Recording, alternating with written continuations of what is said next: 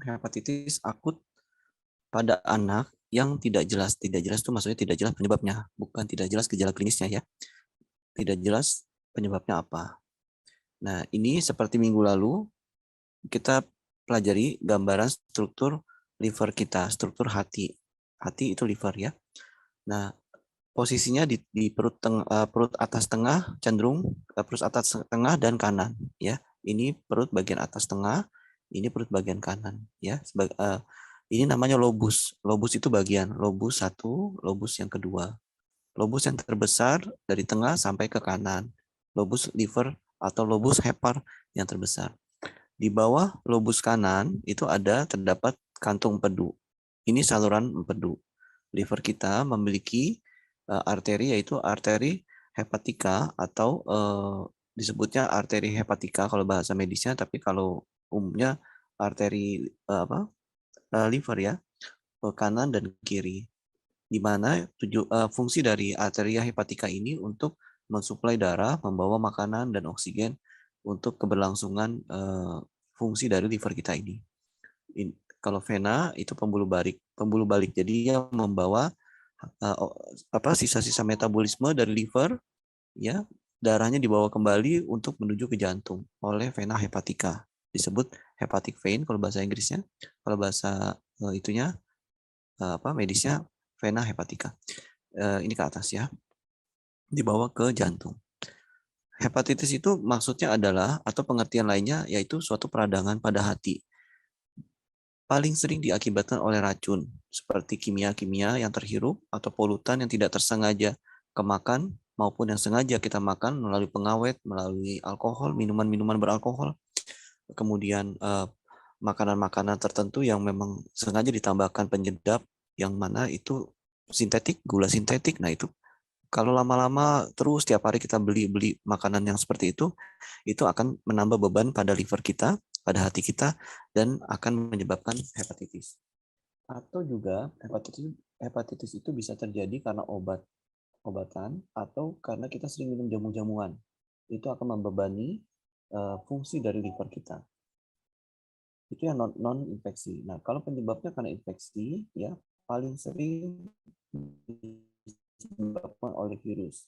Penyebab infeksi hepatitis tidak harus selalu karena virus. Paling sering virus ya, tapi bisa juga karena jamur, bisa juga karena bakteri, bisa juga karena cacing, ya, cacing tambang ya, atau kemudian cacing pita ya, maaf bukan cacing tambang, cacing pita ya, itu bisa menginfeksi liver kita. Kemudian bagaimana dengan hepatitis akut yang tidak diketahui?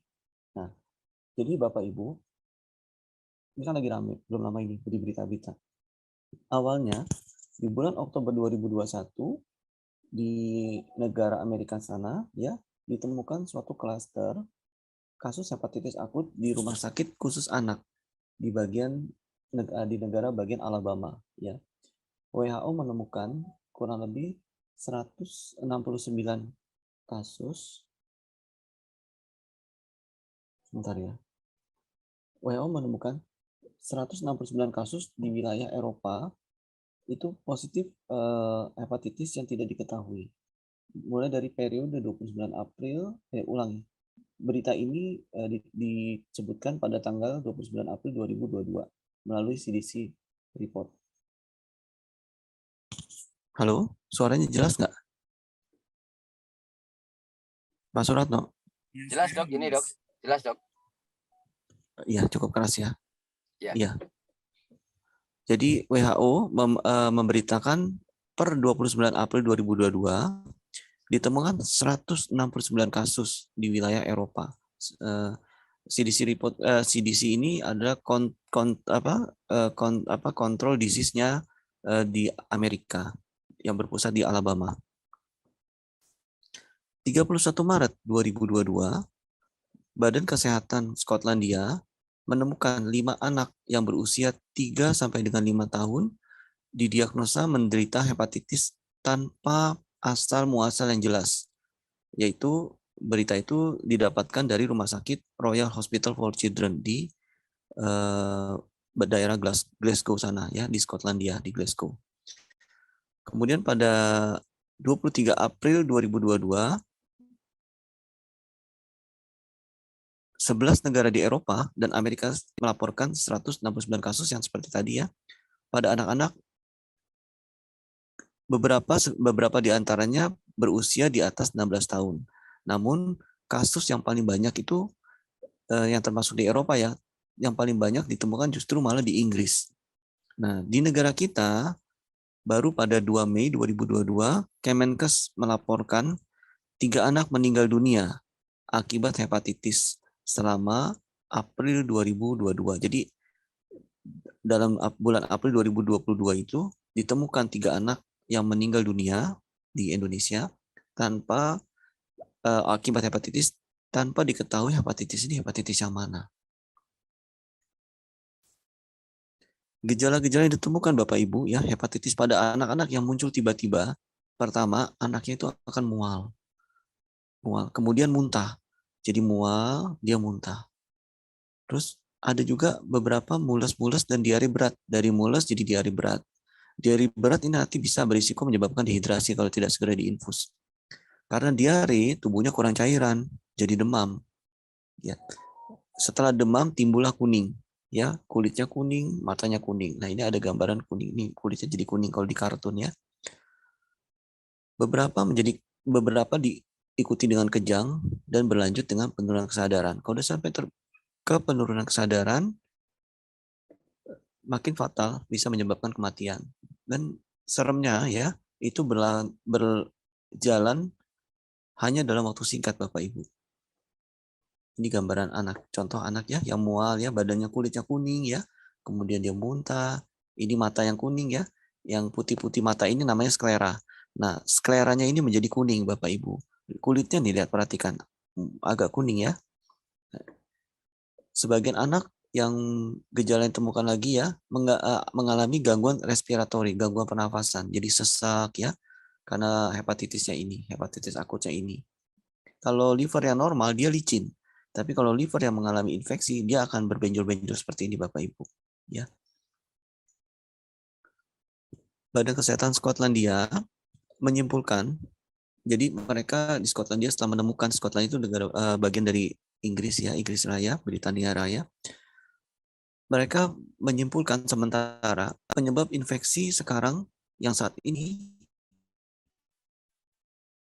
terhadap hepatitis akut lebih mungkin melihat dari epidemiologi dan klinisnya, klinis seluruh wilayah di negara sana, di Inggris ya, dan klaster di Amerika, mereka pun memiliki hipotesis bahwa penyebab dugaan yang paling mungkin itu disebabkan oleh virus.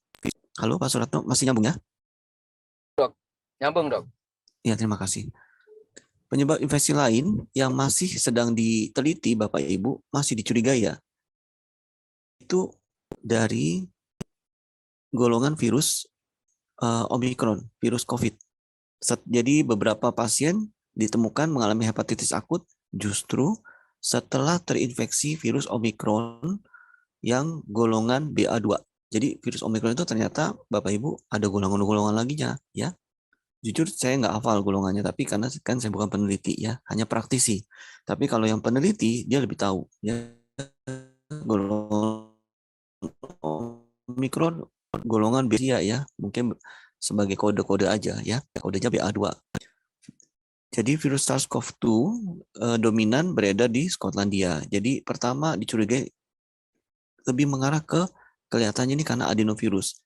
Kenapa mereka bisa menyimpulkan seperti itu? Dengan berbagai pertimbangan dan berbagai pemeriksaan dan berbagai latar belakang, yaitu dia dibandingkan, diteliti, setelah disandingkan dengan berbagai data, lebih kecuriga ke arah ke adenovirus. Yang kedua, ditemukan pasca infeksi Omicron. Jadi waspada, yang harus waspada pada anak-anak di Bapak Ibu ya, perlu diwaspadain kalau menunjukkan gejala gastrointestinal akut, yaitu mual, muntah-muntah ya, mual atau enek ya, muntah-muntah, kemudian kok mulai kuning ya, padahal dulunya nggak ada sakit kuning. Ketika diperiksa ke laboratorium, kadar SGOT atau SGPT atau ALT ini SGOT atau SGPT nama lainnya, itu di atas 500 Bapak Ibu. namanya pemeriksaan enzim hati. Jadi kalau Bapak belum mau ke dokter, bisa ke lab. Minta tolong dong anaknya diperiksakan enzim hati. Ada peningkatan nggak? Gitu. Nanti orang lab tahu, yaitu yang diperiksakan SGOT dan SGPT. Nah ini data dari Skotlandia ya. Jadi case by week and UK nation. Jadi kasus berdasarkan minggu dari negara Inggris, Britania Raya sana, dari Inggris ya. Dari Januari sampai 20 April 2022. Ini tabel yang terakhir yang saya bisa dapatkan Bapak Ibu.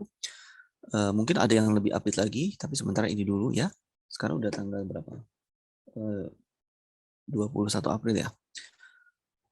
Minggu pertama, minggu kedua, minggu ketiga ya. Di minggu ke-13 terjadi peningkatan kasus. Ini jumlah kasusnya. Yang ke kanan itu jumlah minggu. Jadi minggu ke-1, minggu kedua, minggu ketiga cara bacanya. Minggu keempat, minggu kelima, dan seterusnya. Ke atas kasusnya 5, 10, 15, 20, 25 kasus seperti itu ya. Jadi Bapak Ibu, di minggu ke-12 ya, di negara bagian Scotland ditemukan kasusnya antara 9 sampai di bawah 15 di minggu ke-12. Di minggu ke-13 naik kasusnya langsung dari 18 sampai di bawah 25 di daerah Skotlandia. Paling tinggi adalah di Wales. Jadi yang Wales ini penunjuknya ya Wales, negara bagian Wales, ya dia paling tinggi. Yang hijau ini Northern Irlandia, di bagian Irlandia. Gitu. Jadi Skotlandia di bagian Wales-nya itu kasusnya paling tinggi di minggu ke-13 ditemukan. Nah, di minggu ke-14 dan 15 ini belum ada data. Yang 14 belum ada data lagi, dan 15 sampai saat ini belum ada data lagi yang saya dapatkan. Penyebabnya diduga pertama, ya, kok bisa kena adenovirus? Yaitu kofaktor. Yang kofaktor itu maksudnya beberapa faktor yang mempengaruhi anak kecil yang menyebabkan infeksi adenovirus normal menjadi lebih parah atau memicu imunopatologi. Jadi sebenarnya beberapa anak tuh sering terinfeksi adenovirus atau pernah terpapar adenovirus. Namun karena badannya demam, kemudian sistem imunitasnya melawan ya, kemudian diberikan vitamin, obat-obatan, makanan yang bergizi, adenovirus lagi, bisa dibilang nggak ngaruh gitu. Nah, yang saat ini juga jangan-jangan terjadi kofaktor yang menyebabkan infeksi adenovirus normal. Jadi normal itu kita tuh sering terinfeksi gitu ya.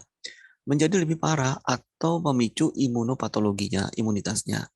Kofaktor yang paling memungkinkan adalah sebuah kerentanan. Jadi jadi lemah gitu sistem imunitasnya karena kurangnya paparan sebelumnya selama pandemi. Maksudnya apa sih?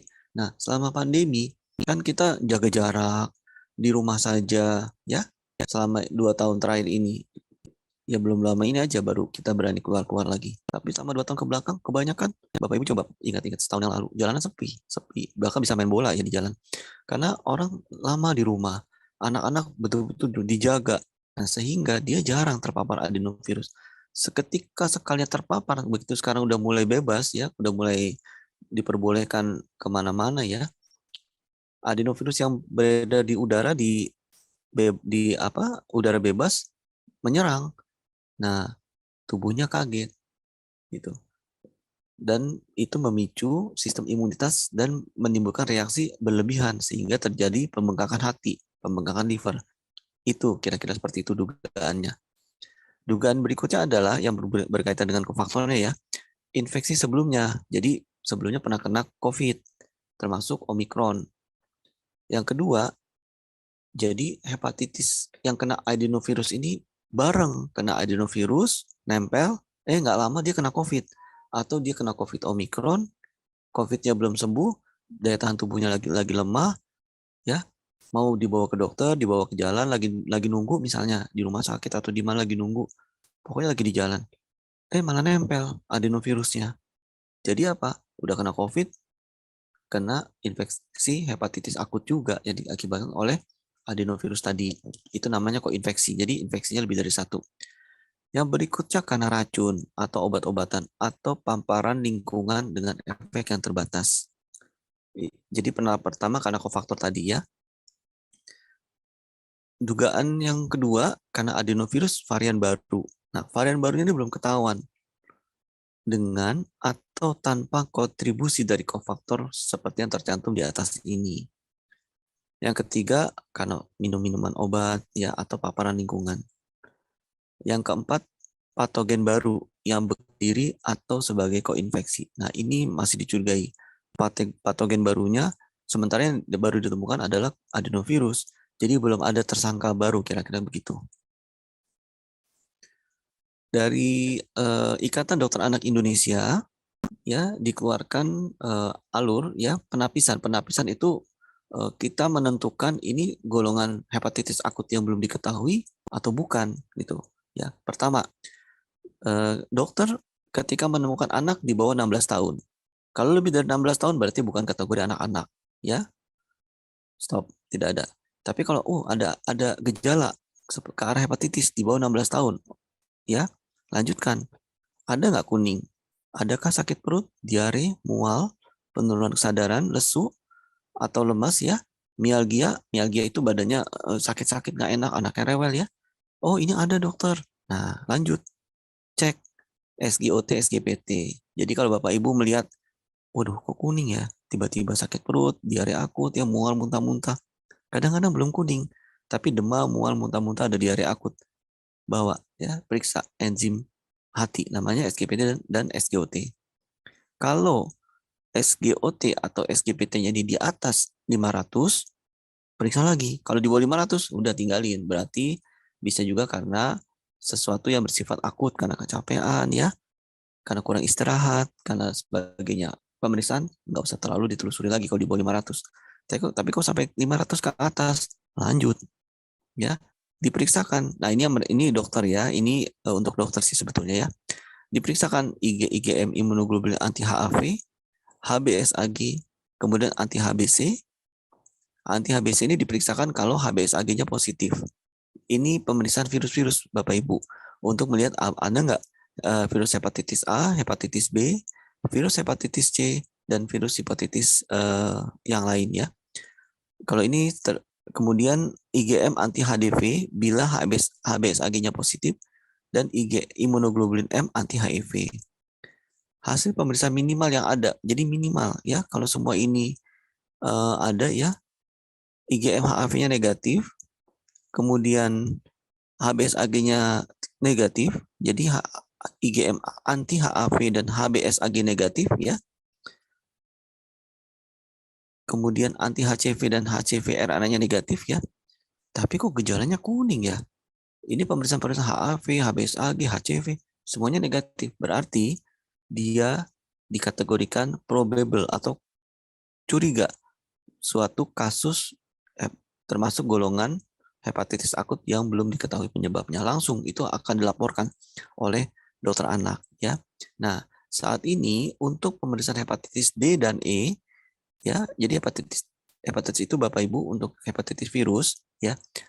Di variannya ada yang A, B, C, D, E, bahkan ada yang F dan G.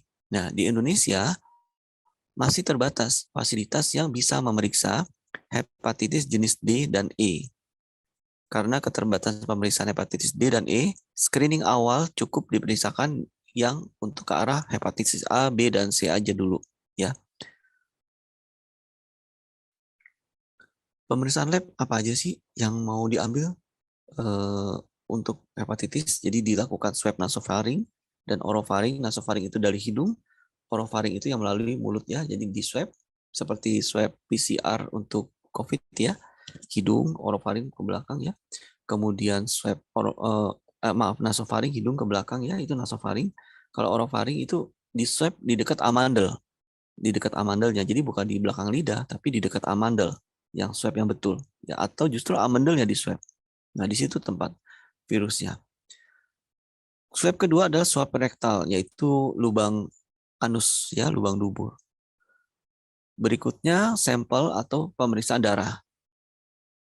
Ya, diambil dalam tabung EDTA ya, 3 mili dan tabung kimia darah 3 mili. Jadi diambil 2 tabung, ya. Total 6 mili, disedot darahnya 6 mili, 6 mililiter maksudnya. Apalagi selain darah, ya, diambil juga sampel kotornya, fesesnya. Jadi begitu pup, buang air besar diambil kotorannya, ya, dimasukin ke dalam kontainer feses yang bulat, tempatnya ya ada tutupnya itu, minimal 5 mili. Nah, panduan dari Ikatan Dokter Anak Indonesia, bagaimana tata laksananya? Yang pertama, dilakukan perawatan umum. Pasien-pasien dengan hepatitis akut harus dirawat di ruang tersendiri. Ruang rawat isolasi itu maksudnya, jadi dia harus di kamar yang sendirian, nggak boleh bareng-bareng sama pasien-pasien lain. Kenapa? Bisa menular. Kedua, perlu tirabaring. Jadi anaknya harus betul-betul banyak tidur, nggak boleh keluyuran di kamar ya. Kalau masih anak-anak bayi itu tinggal ditaruh di box. Tapi yang repot adalah ketika anak tersebut usia 5 tahun ke atas, di mana dia bosan di tempat tidur, dia pengennya turun-turun ya, pengen main-main ya. Nah, itu harus selalu dijaga supaya selalu sering di atas tempat tidur aja, nggak boleh banyak main turun-turun. Berikutnya monitoring perjalanan klinis. Jadi dokter wajib memonitor perjalanan klinisnya. Setiap hari perlu diperiksa kesadarannya dan diambil sampel laboratoriumnya. Nah, ini juga diperiksakan albuminnya nih Bapak Ibu. Karena berkaitan dengan hepatitis. Pada hepatitis, albumin itu bisa menurun. Pengenalan gejala dan tanda-tanda klinis fulminan. Tanda-tanda hepatitis fulminan itu maksudnya mulai terjadi nggak tanda-tanda hepatitis akut. Jadi diperiksa, diawasi nih setiap hari oleh perawat dan dokter jaga. Bila ditemukan ini, perawat maupun dokter jaga ya akan wajib lapor kepada dokter anaknya, dokter anak maksudnya. PT dan INR dipantau secara berkala. Jika terjadi kenaikan, perlu mendapatkan perawatan ICU. Kenapa? Kalau PT dan INR meningkat, dikhawatirkan bisa berlanjut menjadi hepatitis fulminan, ya, sehingga orang itu bisa terjadi penurunan kesadaran. Pada hepatitis akut atau berat, ya, sebaiknya tidak diberikan kortikosteroid. Jadi kortikosteroid itu contohnya ya Bapak Ibu ya, yang dimaksud kortikosteroid dexamethasone, itu yang sering terkenal tuh Bapak Ibu pasti kan sering dengar ya. Nah, itu steroid. Tujuannya adalah menekan imunitas. Ya kadang dipakai untuk supaya kondisinya agak enakan. Tapi bahaya yang mengintai, taruhannya adalah ketika imunitas seseorang kita turunkan, ya tujuannya untuk meredam peradangan secara sesaat, malah bisa itu memicu infeksi lain masuk. Jadi kalau Bapak Ibu kalau kita lagi sakit ya, badan kita lagi imunitasnya turun, itu di sekeliling kita banyak tuh yang siap-siap masuk, ya bisa virus lain, ya bisa bakteri yang lain, bisa jamur, dia tuh nunggu, itu imunitasnya turun ya, penjaganya lagi lemah ya penjaganya, ayo kita masuk yuk, kita melakukan invasi, kira-kira begitu. Berikutnya, hipoglikemi. Pada hepatitis akut bisa terjadi hipoglikemi. Nah, kalau terjadi hipoglikemi, panduan dari Ikatan Dokter Anak Indonesia diatasi dengan pemberian dextrosa intravena. Jadi, diberikan infus yang mengandung cairan gula yang memang sudah itu dari pabrik dan disteril ya, namanya cairan dextrosa. Ada 5%, tergantung dengan penilaian dari dokter spesialis anak tersebut. Berikutnya diberikan antibiotik sistemik dan anti jamur, bisa per oral ya untuk mencegah bakteri lain masuk ya. Pada neonatus, pada bayi ya bisa diberikan acyclovir, ini golongan antivirus yang intravena sampai dengan infeksi HSV dapat disingkirkan. Jadi kita bisa menyingkirkan kemungkinan ya infeksi HSV. N-acetylcysteine secara intravena itu juga bisa diberikan dengan dosis 100 mg per kilogram berat badan per 24 jam. Itu panduan dokter. Sedasi itu obat tidur ya. Tidak diberikan akut. Jadi orang-orang yang gagal hati itu nggak boleh Bapak Ibu. Anaknya rewel udah kasih obat tidur aja deh. Jangan ya. Kenapa Bapak Ibu? Karena kalau anaknya tidur kita nggak bisa membedakan ini tidur atau penurunan kesadaran. Karena sama. Tidur kan orang nggak sadar tidur, ya. Jadi kalau anak-anak rewel tuh nggak selalu, aduh, udah tidurin aja deh, kasih obat tidur. Jangan ya, nggak boleh. Sedasi tidak diberikan pada gagal hati akut. Kenapa? Karena kita harus memantau kesadarannya. Biarin aja rewel. Nanti kalau dia capek sendiri juga dia akan tidur. Atau dicari rewelnya ini kenapa? Minta susu atau nggak nyaman, gerah kamarnya, atau dia pengen ditemani mamanya, ibunya ya. Karena ketika anak sudah merasa nyaman, dia akan bisa tidur sendiri. Gitu. Sedasi ini, obat tidur ini hanya diberikan Bapak Ibu pada anak-anak yang kiranya memerlukan bantuan ventilator. Jadi dia napasnya sesek makin berat, saturasi oksigennya makin turun, dan dokter memutuskan ini perlu ventilator, baru dilakukan sedasi. Ya, yang melakukan sedasi adalah dokter spesialis anestesi. Jadi dibius, blok anaknya tidur langsung nggak sadar, langsung dipasang ventilator. Bagaimana dengan terapi herbal? Bisakah Supahabu, alfa dan beta mengobati kalau kita menemukan orang-orang dengan hepatitis akut ini? Jawabannya adalah bisa. Kita lihat dulu Supahabu alfa itu isinya apa. Supahabu alfa itu isinya ada 3 macam. Isinya albumin, kurkuma, dan moringa. Albumin kadarnya 300 mg, kurkumanya 100 mg, moringa 100 mg. Satu box Supahabu itu terdiri dari 5 strip. Jadi 5 strip, ada 5 keping strip ya. Kalau orang bilang, ada yang bilangnya tik ya, satu tik atau satu papan, nah bahasa kita ya. Nah, bahasa umum ya, 5 strip atau 5 tik atau 5 papan. Nah, satu tik atau satu papan itu, satu stripnya itu berisi 6 kapsul, jadi ada 5 strip. Total 30 kapsul di dalam satu box. Nah, kalau Supahabu yang beta, hampir sama dengan yang alfa tapi samanya hampir sama hanya dalam hal albuminnya. Bedanya di mana? Bedanya yang beta ada albuminnya tapi kadarnya 250 mg. Kalau alfa albuminnya 300 mg. Yang beta ada gamat emas atau tripang emas. Kalau orang China bilangnya hoisom. Nah, Supahabu alfa tidak ada hoisomnya, tapi Supahabu alfa yang ada adalah kurkuma dan moringa. Nanti kurkuma dan moringa serta hoisom ini dia akan berkolaborasi dalam membantu mengatasi hepatitis Bapak Ibu. Gimana caranya? Begini, kita kupas albuminnya dulu. Nah, kalau albumin dia memiliki fungsi kegunaan untuk memperbaiki jaringan, terutama kalau yang hepatitis dia akan memperbaiki jaringan liver yang rusak.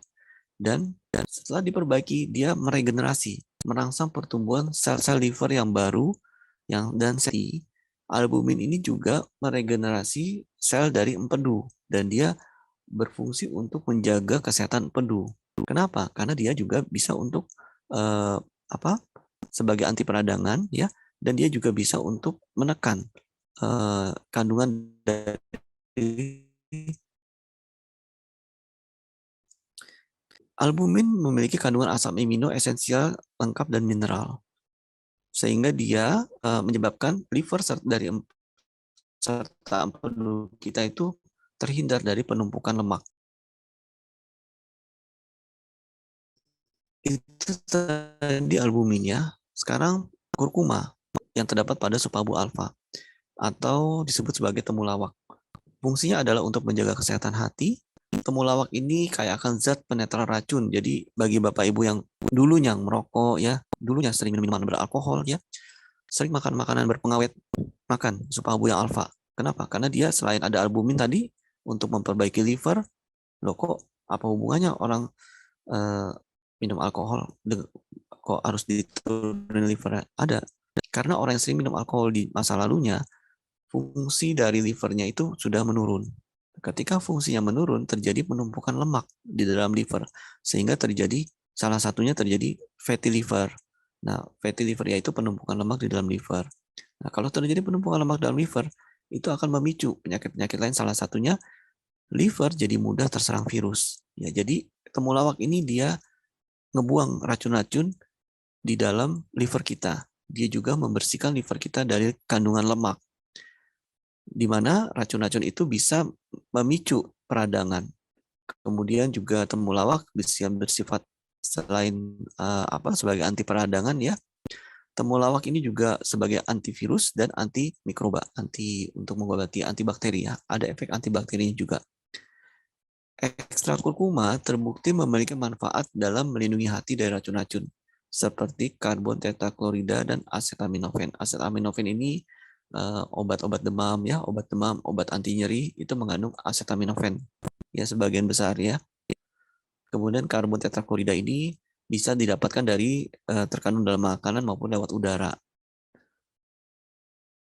Berbagai racun atau bahan kimia yang menyebabkan efek buruk pada hati kita sebut sebagai hepatotoksin. Jadi agen-agen hepatotoksin itu akan meracuni liver kita.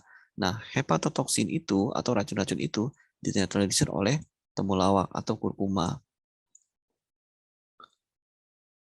Berikutnya, manfaat temulawak sebagai anti racun, sebagai anti inflamasi. Ya, fungsi berikutnya dia sebagai diuretik. Jadi dia akan membuang cairan-cairan yang tidak diperlukan. Ingat ya, cairan yang tidak diperlukan. Cairan yang diperlukan sama dia tetap dijaga, tidak akan dibuang. Ya, nah ini sudah disebutkan dapat mengambil kelebihan cairan dari pembuluh darah. Ya, jadi kalau nggak kelebihan tidak akan dibuang sehingga kurkuma ini tidak akan menyebabkan kita jadi dehidrasi. Jadi jangan takut minum kurkuma. Waduh, ntar kencing-kencing dong. Ntar saya jadi kurang air, dehidrasi. Tidak, yang dibuang adalah air-air yang tidak diperlukan. Contohnya, pernah nggak Bapak Ibu lihat orang yang gemuk air? Gemuk ya, badannya tuh kayak kayak ubluk-ubluk kayak banyak air itu ya, kayak banyak air. Kenapa? Karena lemak juga dia bisa membuat orang itu terjadi penumpukan cairan di tubuh orang tersebut. Nah, itu dibuang pada orang-orang yang minum kurkuma. Efek lainnya, efek baiknya adalah membantu mengurangi tekanan pada dinding pembuluh darah. Sehingga kurkuma ini dia juga mengurangi hipertensi pada liver, namanya hipertensi portal. Nah, kok bisa terjadi hipertensi portal? Bisa. Pada orang hepatitis bisa terjadi hipertensi portal. Nah, hipertensi portal ini bisa dikurangi ya, hipertensinya diatasi dengan kurkuma. Karena itu, kurkuma fungsi dia sebagai diuretik sangat dibutuhkan untuk membantu mencegah, mengobati dan memperbaiki masalah pembengkakan jaringan ya, yang kaki bengkak-bengkak ya, masalah pada ginjal, jantung yang bengkak ya, dan gagal hati. Kurkuma atau temulawak dia sebagai anti hepatotoksik. Dia akan mencegah hepatitis dan gangguan hati, membantu menurunkan kadar SGOT dan SGPT. Nah, seperti kita tadi baca di depan ya, pada hepatitis akut yang tidak diketahui, ini akan diturunkan, akan membantu mempercepat penurunannya. Berikutnya adalah memperbaiki selain liver ya, empedu ya, apalagi kurkuma ini dia bisa memperbaiki fungsi. Yang punya diabetes bisa minum kurkuma, bisa minum supabu alfa. Isi lainnya selain albumin dan kurkuma yaitu daun kelor. Daun kelor akan menangkal kuman, kemudian memiliki kandungan senyawa antibakteri ya. Daun kelor ini mengandung terpenoid. Terpenoid ini menstimulasi sel beta pankreas untuk menghasilkan insulin. Jadi yang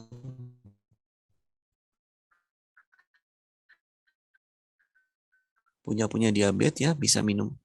Kur itu memiliki flavonoid. Flavonoidnya itu salah satunya adalah quercetin namanya ya. Dia bersifat sebagai antioksidan. Tujuannya apa? Dia menurunkan peradangan. Nah, jadi yang hepatitis, yang itis itu adalah peradangan. Albumin ya mempertahankan tekanan onkotik di plasma di dalam tubuh kita. Peranan albumin dalam mempertahankan tekanan onkotik peranannya sangat besar ya, sampai dengan 80% peranan albumin ini. Dan albumin ini dia membantu mengikat obat yang kita minum ya, yang diberikan oleh dokter. Kalau kita kurang albumin, obat-obatan yang diberikan oleh dokter itu kurang pengangkutnya ke sel yang dituju. Seperti kita ketahui, orang-orang yang mengalami hepatitis, terutama hepatitis akut ya, itu bisa terjadi penurunan albumin. Sehingga akan baik sekali kalau orang yang terkena hepatitis A, B, C, ataupun hepatitis yang tidak diketahui yang saat ini sedang booming, sedang banyak ya terjadi. Dan kekurangan albumin ini sangat baik kalau kita berikan albumin yang berasal dari ikan gabus ini ya. Tentunya ditambah dengan kurkuma dan daun kelor tadi. Albumin juga sebagai antiinflamasi. Dia menurunkan peradangan pada hepatitis dan mempertahankan keseimbangan asam basa dalam tubuh kita sebagai antioksidan, sebagai antikoagulan mencegah pembekuan darah, penggumpalan ya, dan menghambat agregasi trombosit. Ini jurnal-jurnalnya bisa nanti dibaca ya. Ini manfaat dari kurkuma, ini ada penelitiannya, nanti bisa dibaca kembali ya sebagai anti kanker, anti inflamasi. Kemudian dia bersifat hepatoprotektif. Jadi melindungi liver ya. Penelitian ini oleh Seok Kwang On tahun 2015. Selain dia menyehatkan liver, kurkuma ini dia juga menyehatkan ginjal Bapak Ibu. Kemudian moringa ya, ini banyak manfaatnya selain yang disebutkan tadi ya, dia juga sebagai anti tumor, anti penjamuran ya, anti fungal ya. Jadi ya bagi yang keputihan minum ya, minum Supabu alfa karena dia ada antibakteri, ada anti jamur ya, anti jamurnya terdapat di dalam moringa ya. Antibakteri juga terdapat di dalam moringa dan kurkuma ya. Juga dia bisa membantu meningkatkan penglihatan karena melancarkan suplai aliran darah ke mata ya, ke saraf mata. Juga sebagai anti kolesterol ya, nanti ini bisa dibaca lagi ya. Kemudian kita lihat dari gamatnya, teripang emas. Teripang emas ini dia akan meningkatkan sistem imun Bapak Ibu. Kalau sistem imun kita meningkat, sehingga angka kematian, angka keparahan dari orang-orang yang terkena hepatitis akut yang tidak dikenali ini bisa ditekan. Maksudnya apa sih? Bahasanya rumit. Nah, maksudnya tuh gini. Kalau orang yang kena hepatitis akut yang tidak dikenali, buru-buru deh kasihin Supabu alfa dan beta. Kenapa? Karena yang beta ini dia akan sangat cepat meningkatkan imunitas pasiennya. Jadi dia cepat-cepat naik kondisinya, cepat-cepat virusnya itu dikurangi, cepat-cepat virusnya itu nanti akan dilawan dan dimatikan oleh sistem imunitas yang dinaikkan itu tadi. Jadi manfaat teripang emas salah satunya dia pada hepatitis yang akut ini untuk meningkatkan sistem imunitas kita. Tujuannya supaya cepat sembuh. Kemudian dia juga ada manfaat-manfaat lainnya sebagai antiinflamasi ya. Coba bayangin, di alfa ada antiinflamasi, di yang beta ada antiinflamasi juga. Dikeroyok ya si peradangan hepatitis itu tadi ya. Perkembangan obat berbahan dasar alami modern saat ini Bapak Ibu, negara-negara maju justru ya, bukan yang berkembang. Negara-negara maju justru sekarang ini mulai berlomba-lomba meneliti manfaat-manfaat dari alam, diambil ekstraknya dan dimaksimalkan. Selama ini dengan berjalannya waktu kan ditemukan, oh daun ini bermanfaat. Tapi minumnya harus jangka panjang. Jangka panjang, kemudian efeknya pun munculnya jangka panjang juga. Efek yang kitnya jangka panjang. Akhirnya apa? Diteliti, waduh, harus ditingkatkan manfaat dari bahan alami ini. Terus dilakukan penelitian. Awalnya ditemukan dulu, daun ini bisa buat apa sih?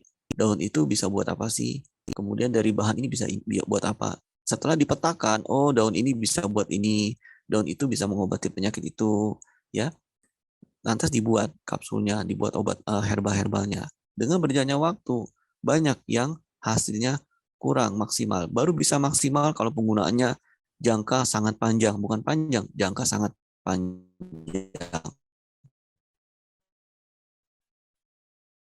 Nah, akhirnya diteliti lagi bagaimana lebih nendang kira-kira seperti itu hasilnya supaya berbahan alami tapi memiliki hasil yang setara dengan obat. Nah, itu yang saat ini sedang berlomba-lomba di seluruh negara maju Bapak Ibu, bukan negara berkembang loh, negara maju ya. Berikutnya ya ada yang namanya polyherbal.